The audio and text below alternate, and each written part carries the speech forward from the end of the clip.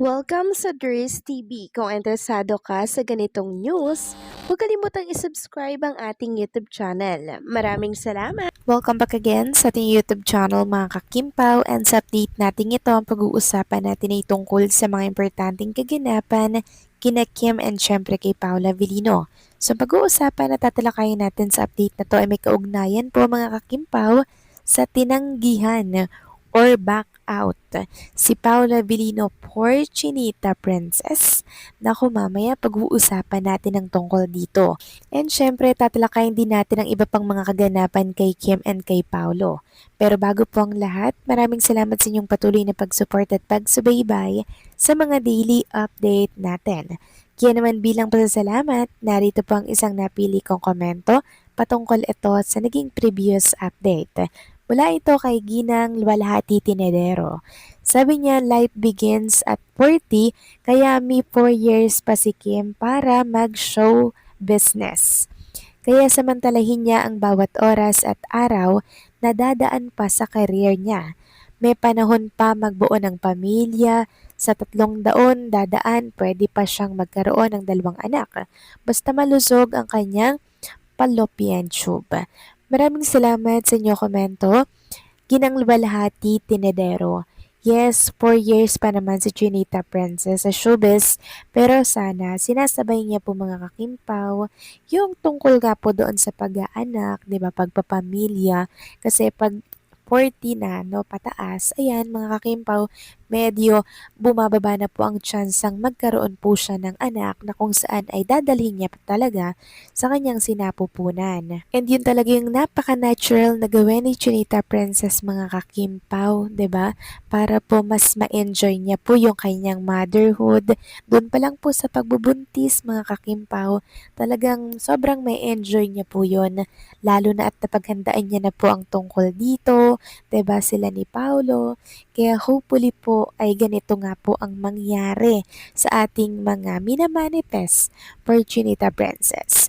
Pero lilinawin ko lang mga kakimpaw kung ano po ang desisyon ni Chinita Princess and Paulo, sa kanila pa rin po yun magmumula. Sila pa rin po ang masusunod. Tayo lang naman ay nag-a-advise ng mga pwede po nilang gawin, pero nasa kanila pa rin po talaga ang final decision tungkol dito. So maraming salamat sa inyong komento, Ginang Luwalhati Tinedero. God bless po at mabuhay kayo.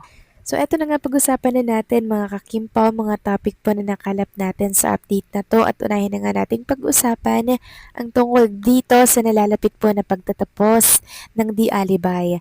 Kaya naman bumuhos po ang pasasalamat ng mga Kimpaw fans at sumusuporta kay Kim and kay Paolo Abilino, lalo na po sa Dreamscape. So meron silang mensahe doon.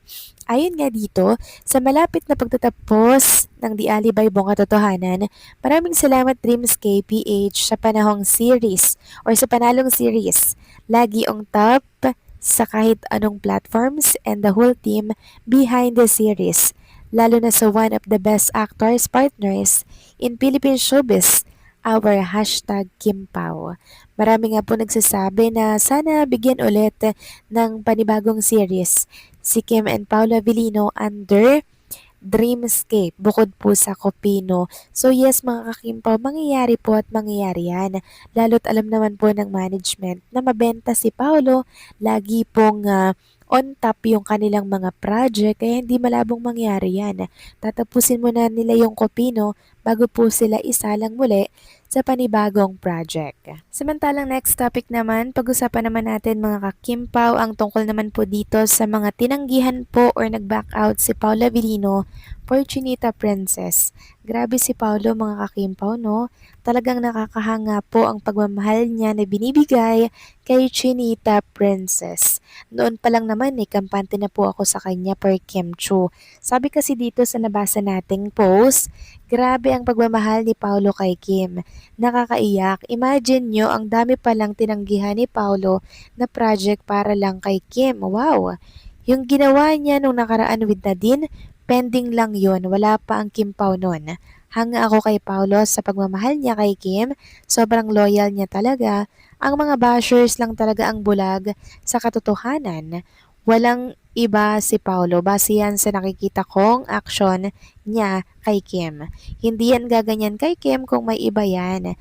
Kaya tigilan nyo na ang mga issue sa social media. Silang dalawa lang ang nagmamahalan talaga, Team Panatag. Correct mga kakimpaw. Noon pa lamang po ramdam na talaga natin na meron tayong kampanteng nararamdaman pagdating kay Paolo Avellino. Kumpara po doon sa mga ex ni Chinita Princess, 'di ba? Na talaga naman pong sinaktan at iniwan lang si Kim Chu. Imagine ha, 11 years mga kakimpaw, 11 years and counting yun. Pero nagawa pong lokohin at ipagpalit pa si Chinita Princess. So hindi po deserve ni Kim Chu ng ganong lalaki mga kakimpaw.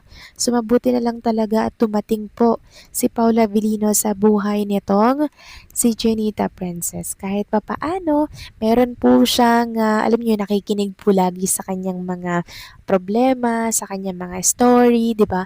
And si Paulo naman po ay hindi siya nagsasawa na makinig sa mga paulit-ulit daw pong kwento, di ba? At mga salitain po ni Chinita Princess. Yun po yung maganda dun.